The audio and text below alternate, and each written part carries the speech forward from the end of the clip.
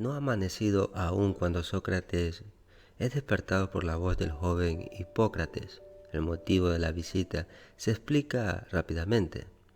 Protágoras, el famoso sofista, ha llegado a Atenas e Hipócrates quiere convertirse en su alumno.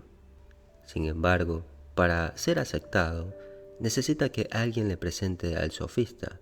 Obviamente Sócrates acepta acompañar al joven, deseoso de poder discutir con el famoso maestro de la virtud. Sin embargo, es demasiado temprano para ir a la casa de Calias, el famoso patrón ateniense que hospeda a Protágoras, por lo que Sócrates sugiere trasladarse al patio, donde pasará el tiempo discutiendo con su joven amigo las expectativas que tenía hacia el sofista. Hipócrates así espera recibir una buena educación, ya que el maestro al que va a recurrir tiene fama de ser un experto en sabiduría. Sin embargo, no puede decir en qué sabiduría es experto. Incluso, si afirma que el sofista enseña cómo pronunciar discursos, el problema de su tema permanece abierto. Sin saber qué responder, Hipócrates solo puede escuchar la advertencia de Sócrates, quien le recomienda no confiar su educación a personas que, como los sofistas, no dan garantías sobre la validez o no de sus enseñanzas. Son de hecho comparables a los comerciantes que intentan vender sus mercancías eligiéndolas delante del comprador. Por tanto, sí hay que tener cuidado de no ser engañado al adquirir bienes que conciernen al cuerpo y, más aún, tener más cuidado cuando se trata del alma, pues es muy fácil causar daños irreversibles. Continuando su discusión, Sócrates e Hipócrates finalmente llegan a su destino. Sin embargo, una vez que llegan, el portero que hace de guardia en la entrada está molesto por el ir y venir de los sofistas y se niega a dejarlos pasar.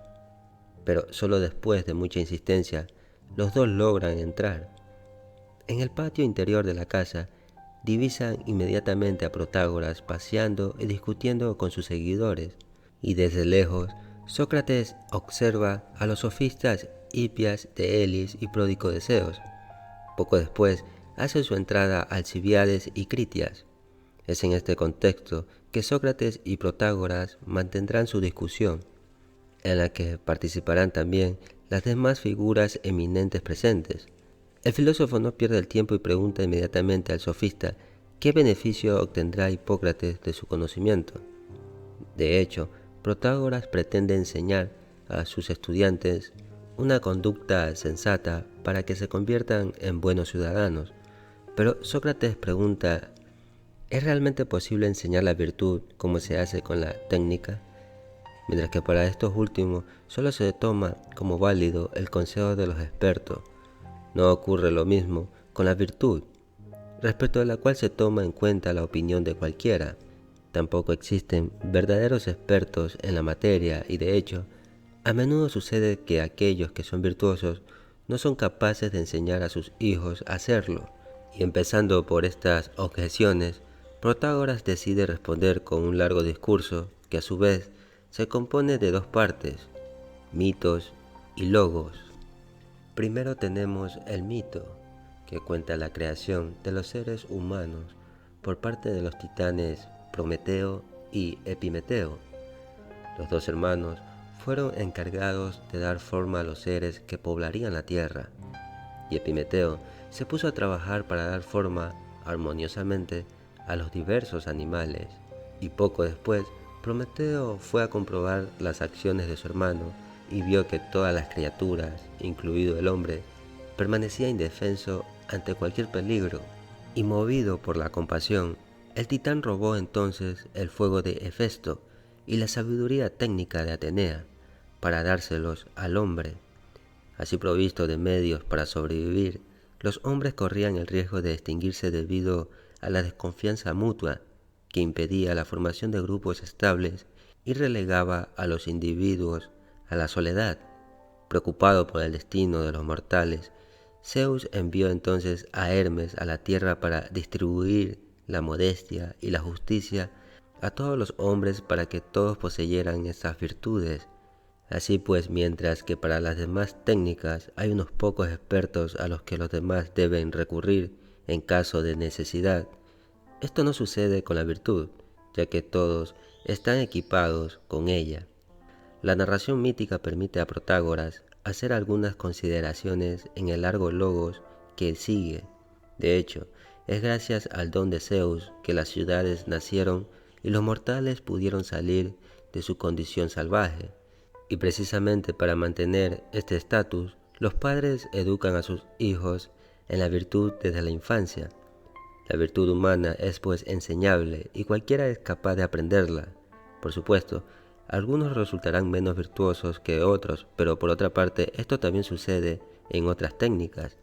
Entre los estudiantes de un citarista sucede que algunos superan a los demás, pero todos, a su manera, han aprendido a tocar la lira. Así pues, incluso en manera de virtud, cualquier individuo que haya recibido una educación será ciertamente más virtuoso que un primitivo o un animal. Otra prueba de que la virtud puede enseñarse son las leyes, que castigan a quienes las violan.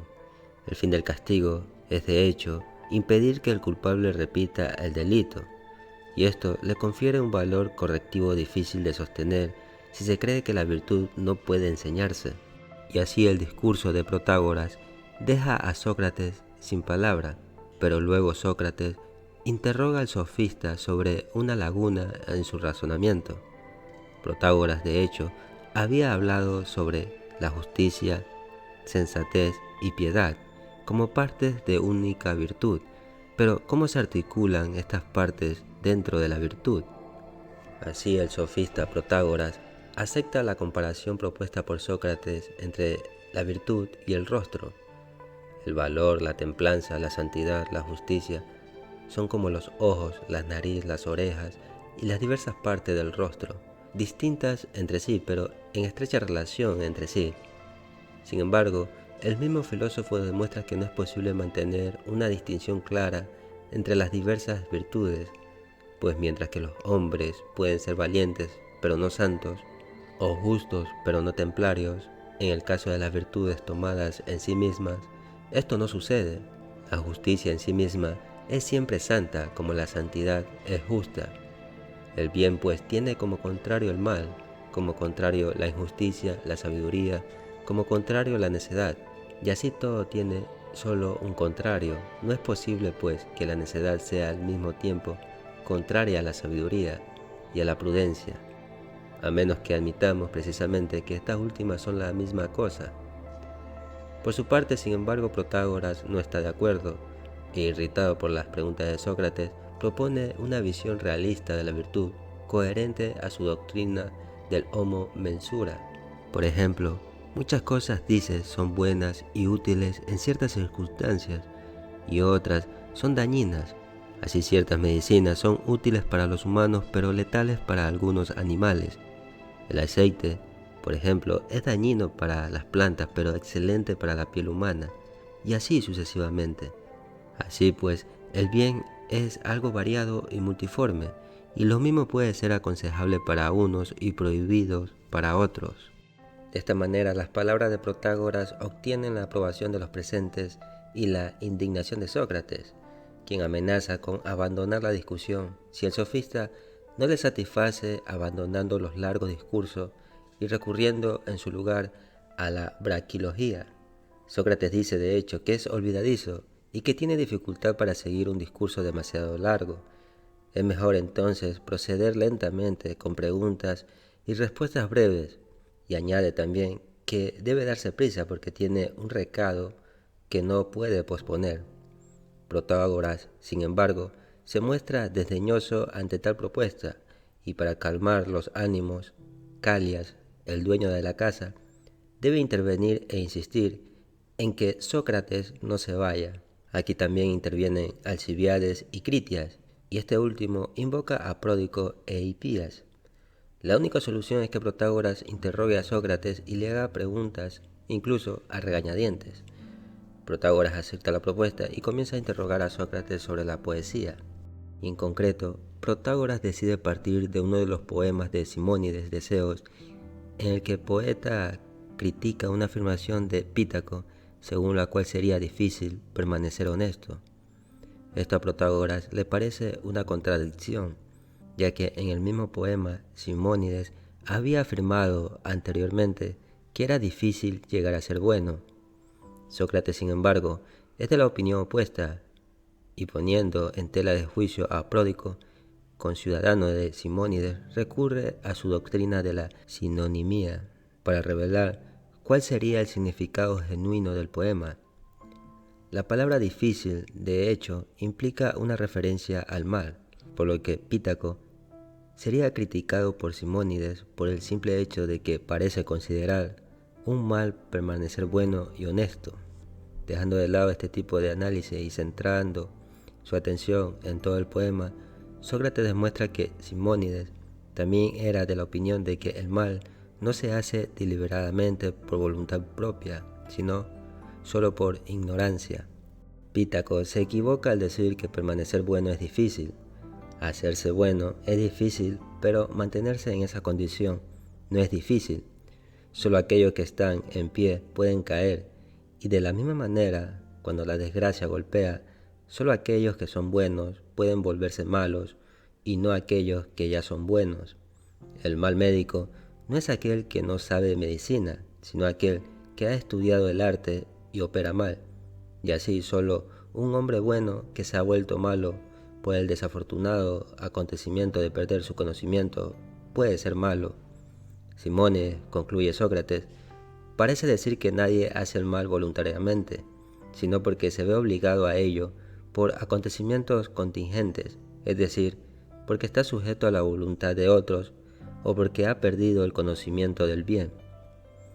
Terminando su análisis del poema de Simónides, Sócrates decide volver a discutir con Protágoras los argumentos que acababa de abandonar, y después de haber llamado la atención sobre los puntos que quedaron abiertos, Protágoras declara que el coraje es diferente de las otras 4 virtudes mencionadas por Sócrates: sabiduría, templanza, justicia y santidad, ya que a menudo sucede que los hombres viles y malvados tienen coraje de sobra. Protágoras parece querer decir coraje en el sentido de audacia, lo cual observa Sócrates en el caso del necio no es una virtud, sino una locura. Un soldado que no conoce las técnicas del combate y se lanza a la batalla de todos modos, no es valiente, si acaso es loco. Pero Protágoras es un interlocutor atento y desenmascara la estrategia de Sócrates. Audacia y coraje no son la misma cosa, aunque sucede que los audaces son valientes, ya que la audacia es fruto tanto de la ciencia como de la locura, mientras que el coraje depende de la disposición del alma. Así el diálogo se desplaza hacia la relación entre el bien y el placer y la opinión generalizada según la cual es posible hacer el mal porque uno está abrumado por el placer o el dolor. Y sucede a menudo, dice Sócrates con la aprobación de Protágoras, que lo que causa placer en el momento, en el transcurso del tiempo, causa dolor, mientras que otras cosas causan dolor, dan más tarde efectos placenteros. Ahora bien, si todos reconocen que las drogas son un bien, incluso si causan dolor al principio, debe deducirse que los bienes y los males deben distinguirse no por su efecto inmediato, sino por su efecto futuro. Lo que produce efectos placenteros es pues un bien, mientras que los males causan sufrimiento. Por tanto, el bien coincide con el placer, el mal con el sufrimiento, y a quienes objetan que el placer inmediato es preferible al futuro, se puede responder que así como las magnitudes distantes pueden parecer menores a un espectador de lo que son, del mismo modo los placeres futuros pueden parecer inferiores a los inmediatos, siendo en realidad superiores. La salvación de vidas será por tanto alcanzable con la técnica politique, capaz de evaluar de manera equilibrada los placeres y los dolores, llamada precisamente arte de la medición. Pero si se trata de la técnica o técnica, debe ser enseñable también porque por otra parte su ignorancia es causa del mal y por tanto del dolor. Y de todo esto Protágoras sale de hecho refutado, pues en el desarrollo de la discusión niega su afirmación inicial, es decir que la virtud es una tecné o técnica. Sócrates, por el contrario, habiendo conquistado al sofista, puede abandonar la reunión y dedicarse a su tarea urgente, sea cual sea. Ahora, ¿habla en serio Sócrates al sostener que la virtud no se puede enseñar, que las virtudes son una sola, que la virtud es el conocimiento de los placeres y dolores presentes y futuros? Estas proposiciones nos parecen paradójicas. En realidad, son momentos o aspectos de la verdad con cuya ayuda pasamos de la vieja moralidad convencional a una concepción más elevada de la virtud y el conocimiento. Que la virtud no se puede enseñar es una paradoja del mismo tipo que la confesión de Sócrates de que no sabía nada. Platón quiere decir que la virtud no se le trae a un hombre, sino que debe ser extraída de él, y no puede ser enseñada mediante discursos retóricos o citas de los poetas. Y la segunda cuestión, si las virtudes son una o muchas, aunque a primera vista sean distintas, es en realidad parte del mismo tema, porque si se han de enseñar las virtudes, deben ser reducibles a un principio común, y este principio común resulta ser el conocimiento.